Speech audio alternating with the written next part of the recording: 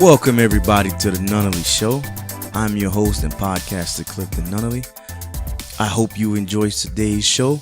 Please stick around after the show and send me an email, maybe a topic that you may want to talk about. But I hope you enjoy the show. Welcome to the Nunnally Podcast Show.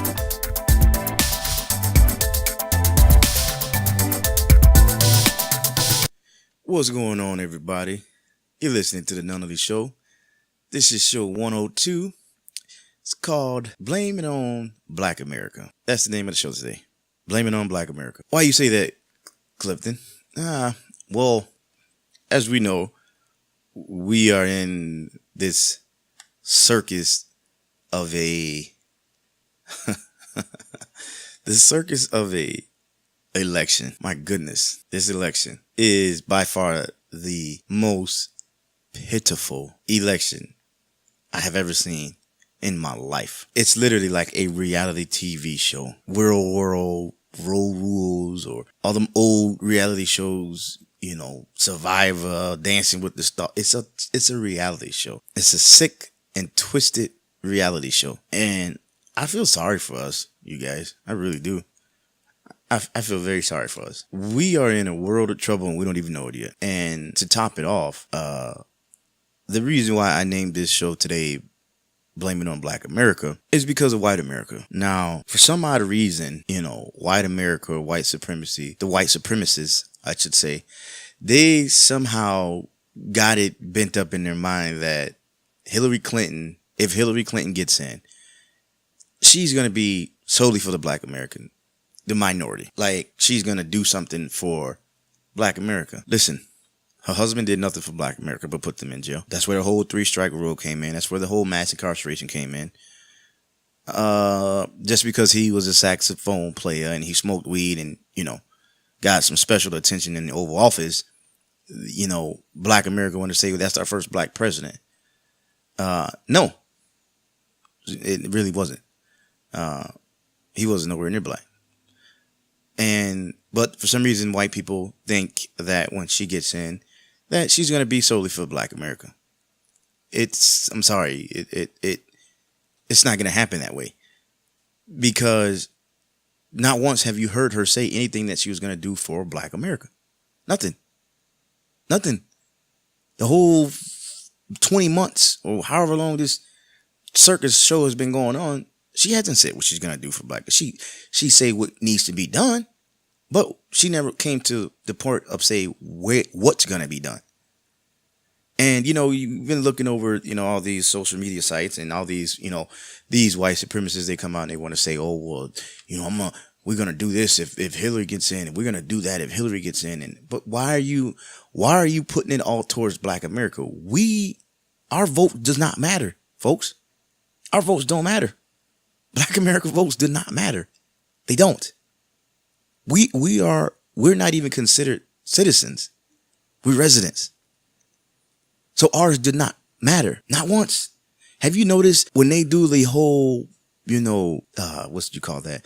When they, the voters, you got the college, educated voters, the non-college educated voters.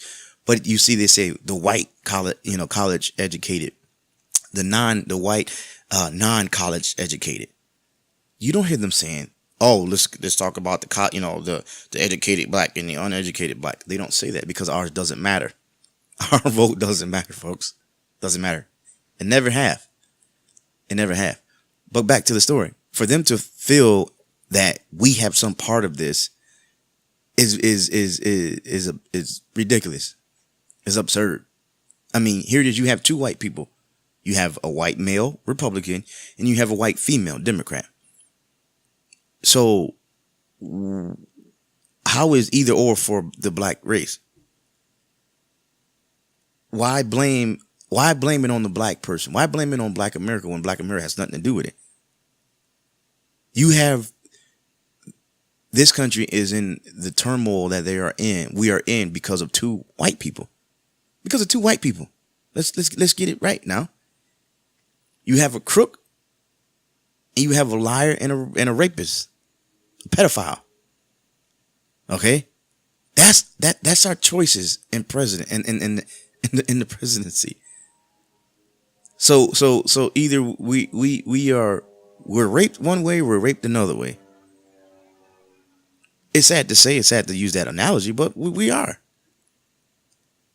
We're damned if we do, we're damned if we don't. So we just want to figure out which damned we're gonna be. I'm not voting. Not gonna do it. I'm not gonna waste my time. My vote doesn't matter. I'm unequal to this country. It doesn't matter, so I'm not gonna vote.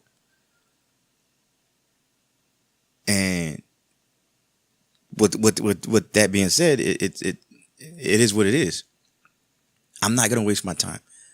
I'm not gonna waste my time on something that I know for a fact that there's nothing that I can say or do about it. But for some odd reason, you have these white people that think, oh, well, she's gonna get in and she's gonna be solely for you guys, and if she gets in, she's gonna take our guns and she's gonna this and she's gonna that. No, she's not. She's not gonna take nobody's guns. Come on. You guys are so hell bent on being slaves. You think you're gonna become slaves to the black man. It's funny to me, actually. Very funny. Because why don't you want to be a slave? We were. We still are. We're still enslaved to this day. So why don't you want to be a slave? It's only fair that we get some type of payback. I'm just joking. But I'm really not. But I am. The joke is because people are afraid of that. That's what white America's afraid of. They're afraid of being slaves. They're being afraid of, the black man having so much power. And let's go to our president now. Yeah, he's a black man, but you know what? He did nothing for the black race. Nothing. He pushed other agendas. He helped out the women's right, the gay, lesbian and gay communities. You know what I'm saying? He helped out everybody else, but the black race, African Americans. Helped out every bill, agenda. He didn't, for some reason, the black America was not a part of that. We were not part of that. Because that's what they're going to use against him. Oh, well, you guys had a black president and this and that and the other. Well, here it is. You have a black president that tries to get things passed, but for some reason, in all Republican Senate and Congress, says no to everything. So you say no to everything, but yet you blame the black guy because he's the president. Well, you are the ones that pass everything. Everything has to go to the House and the Senate, but you deny everything. You go against everything that this man is trying to get done, but then so you can blame it on him. Say it was his fault. Well, he didn't do it. He didn't do this. He didn't do that. Just like with this whole Benghazi thing with Hillary Clinton. That's the only thing they're sticking with, because she's under a black administration. So in their eyes, she's black. Let's just say how it is. In the white America eyes, Hillary Clinton is black because she's under black administration. So this nonsense that happened in Benghazi, for them to blame her, saying, oh, it happened on your watch. Well, actually, no, it happened on your watch, because when they were calling trying to get money to this and for more security, you guys denied it. But again, that's how they do it. They say no behind closed doors and they bring, oh, well, they didn't do this to the people. But yet behind closed doors, you say one thing, but in front of people, you say something else. That's just like that's why I called this blaming on black America. Because that's what they've been doing for forever. Forever. You have blamed things on black America. It's like this cop in, what's that, Connecticut? I think it's the state. The cop's wife. She claims that they were robbed $10,000 worth of stuff and put BLM on the side of a house in spray paint and blamed it on Black Lives Matter. A police officer's wife. But he got exonerated for it. He's there's no fault. But the wife, she's getting charged with falsifying a report and lying and all this other nonsense.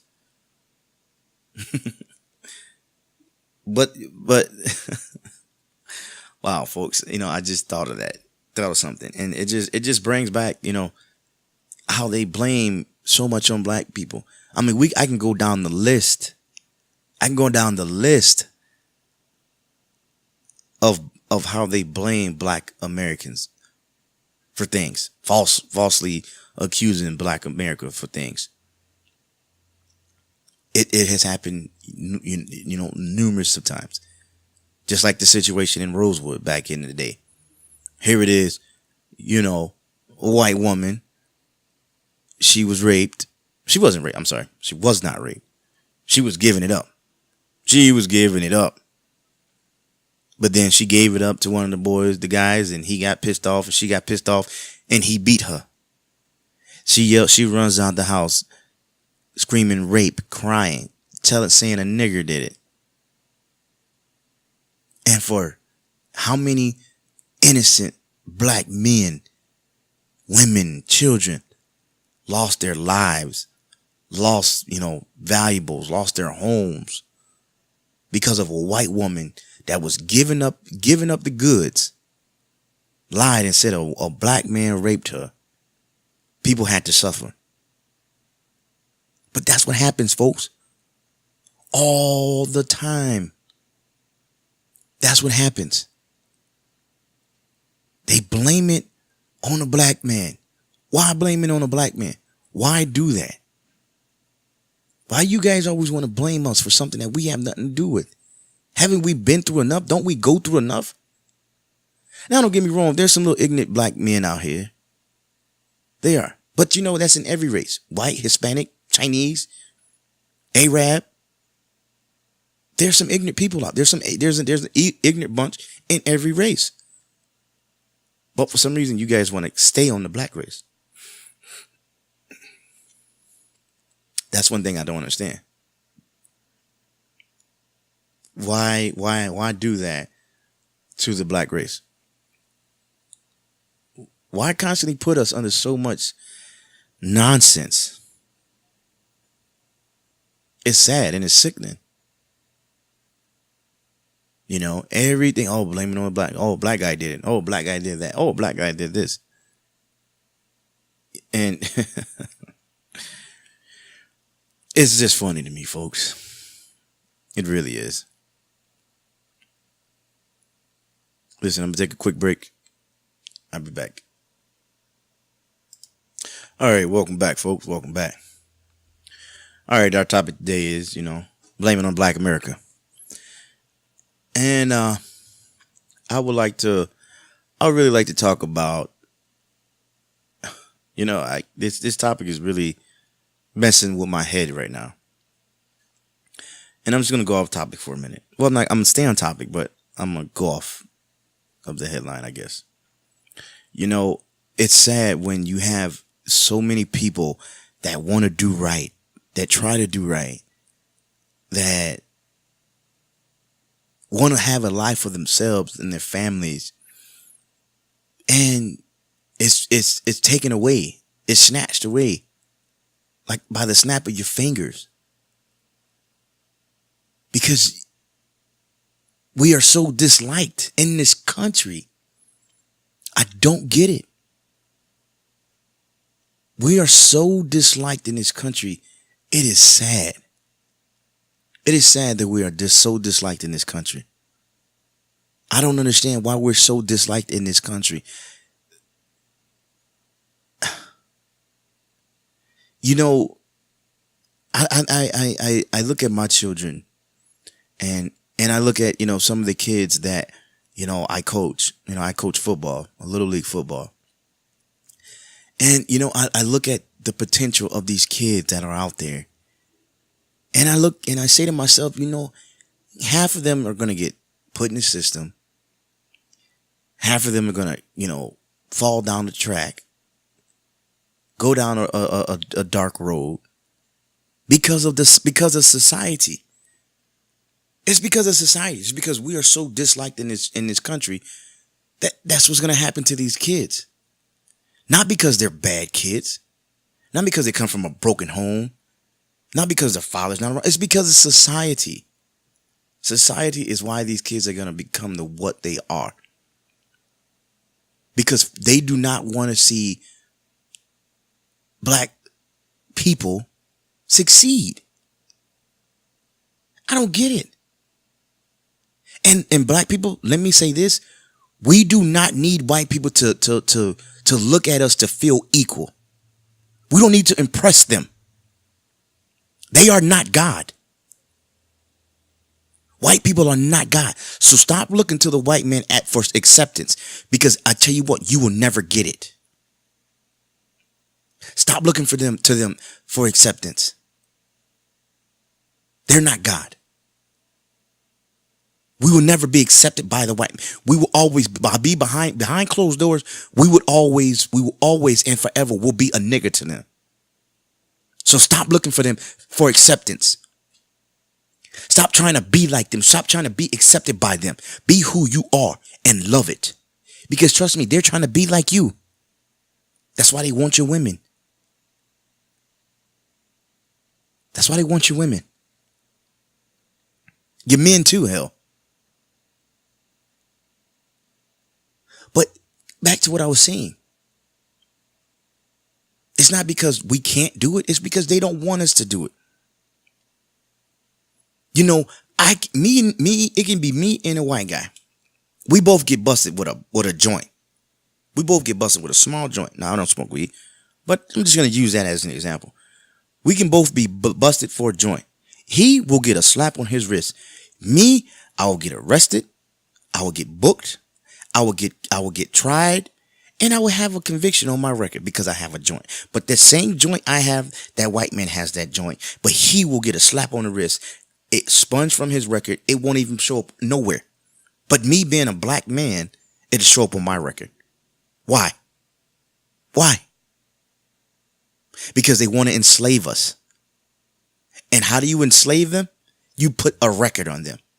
Because you can constantly go through the system. Because if you have a record of something, you can't get the job that you want. You're going to get the job that they need for you to have.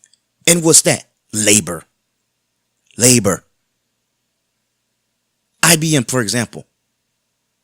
They are part of the prison system. They have these prisoners make their chips and make things for their company. So they pay them next to nothing. But then when you go to the stores, their products are always over $100, $1,000.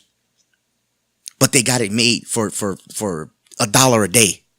They pay $1 a day to the inmates in prison.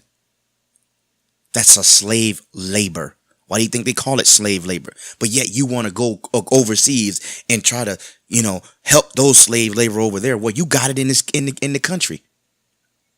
It's to enslave us, keep us in bondage, keep us in always with our hands out, saying, "Help me, America, help me, government. I need government assistance." Come on.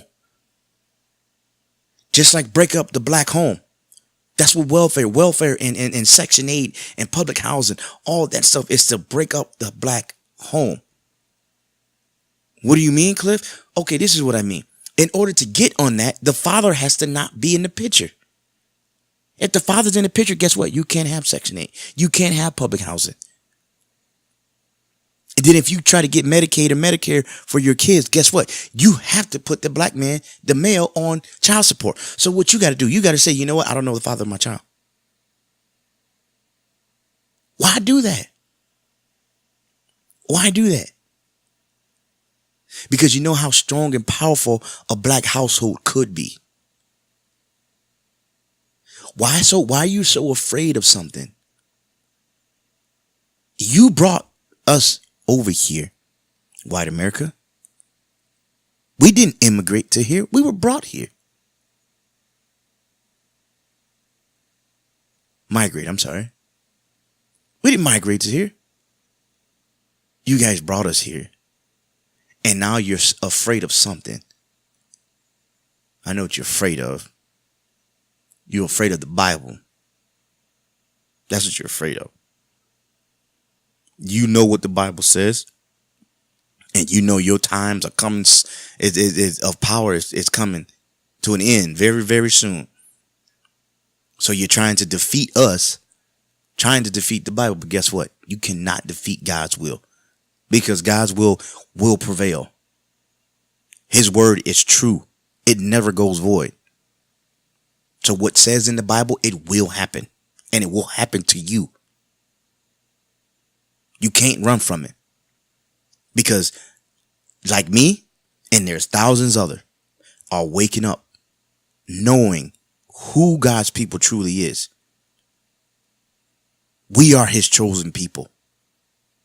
We are the 12 tribes of Israel. Us, Dominicans, Mexicans, Puerto Ricans, Haitians, Jamaicans, Indians, Native American Indians, mind you. And you're afraid of that. You're afraid of what's really coming to you. But see, that's your own judgment. That's your own choice. But you can be saved from that if you stop treating his people the way you treat us.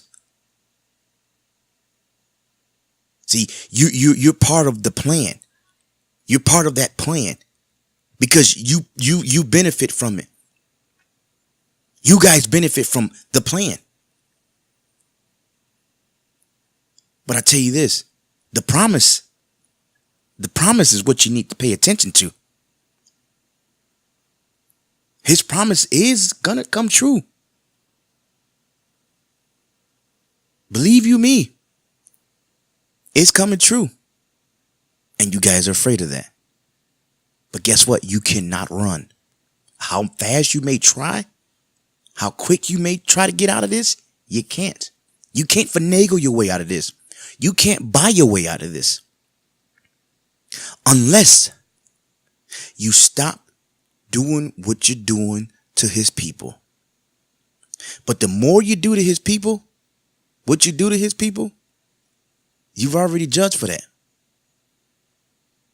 Already judged for that. Stop hating us. Stop killing us for no reason. Stop. Take a look at yourselves. Evaluate yourself. Stop looking at us like we're a circus show. When all reality, you guys are the circus show. You're the circus act. You came from us. You came from African people. How do I know that? I would challenge you, white America. I challenge you to go on YouTube and search ancestry DNA results. I want you just to watch all the videos other than black people. I think I spoke about this on my other podcast. All you guys have African continent in your blood. In your blood, you have African blood. Every last person on this earth has African blood in them. Why is that, you ask? Because that's where you came from. That's where you came from. The first man on this planet came from Africa. That's why it's the richest resource in the planet. The richest resource. The stuff that goes in the flat screens, TVs, the LCD TVs, they get that stuff from over there. The diamonds, the gold, the natural gas, all that comes from over there. Nothing on this wasteful country we live in has any value. There's no value in the United States. No value.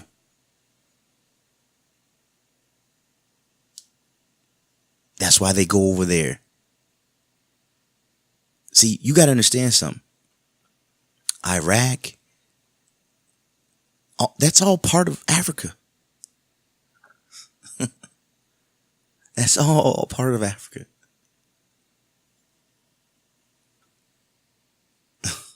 Listen, folks, I didn't design this planet. I didn't make this planet. So don't get mad at me. I'm just repeating what I know. See, I can't come to you with false information. I can't come to you with things that is untrue. We are the chosen people of God. We are his people. And he told us in the Bible what we would go through when we became slaves, when we were taken from our land in ships to Egypt. But you may say, well, you can't take a ship to Egypt. Egypt is considered is another word for bondage. Captive. And that's what we've been in. Captivity. And we're still in captivity. Still looking for the white man to accept us. Hey, look at us, white man. I'm a good old boy. I don't think so. Not this guy. Not this black guy. I can care less what you say. I can care less what you think about this guy on the microphone. Because I'm not here to please or to prove anything to anyone. I'm here for myself. I'm here for what God has put me on this earth to do. And I'm doing it. I'm doing it. And I'm not looking for any acceptance of anyone. If you don't like me, don't subscribe to me. It's simple as that. If you don't like what I have to say, don't listen. All I know is my words are backed up by facts. But I put a little perspective on mine, but I still bring you facts. I bring you true knowledge, true wisdom. I give you nothing watered down. Very blunt, and I'm going to continue to be blunt. I can't hold my tongue and be fake just because I may offend someone. If I offend you, I don't apologize. I don't. Because you don't apologize when you offend me. I'm supposed to take whatever you say, whatever you throw at me. We're supposed to take it. We're supposed to take any and everything you say and do to us. But when we say something to you guys get offended. But then you tell us you can't be offended by what I say. Who are you to tell me I cannot be offended by what you say? If you offend me, I'm offended. If I offend you, you're offended. It's nothing I can do about you being offended. But I can't sit here and say, don't be offended by what I say. We all have different feelings. We all are different people. So if I offend you, I don't apologize. I don't. I'm not going to apologize. When have you apologized to us for calling us the names you call us, putting us in situations you put us in, treat us the way you treat us, talk to us the way you talk to us, blame us for the things you blame us on, take from us, steal from us, rob from us?